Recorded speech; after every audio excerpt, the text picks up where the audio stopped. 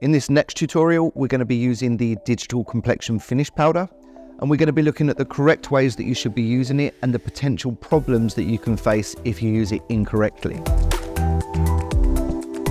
The Digital Complexion Finish Powder, you use it on the surface of the skin just to reduce any extreme shine.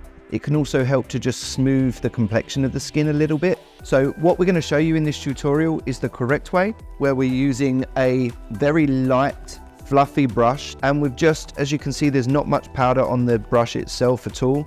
It's just a wash of the powder, and we're just sweeping that over the areas that we want to help reduce shine slightly, but we still want to keep a very natural finish to the skin so that the skin still looks like skin and it doesn't look overly matte, so that we still have that natural reflection of light coming from the skin.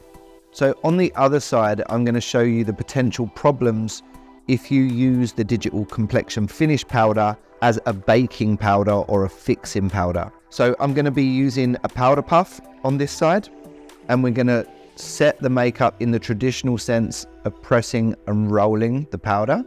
Now, what you will see is you'll get the temporary impression that the skin has become more mattified. The Digital Complexion Finish Powder, it's predominantly silica, which means that it doesn't have much absorption quality to it. So it literally would just sit on the surface of the skin, and then under the 4K plus technologies, you will end up getting a lot of white flashback on the camera. I'm still going to dust off the excess just so that we see the true process of how a traditional powder would be applied.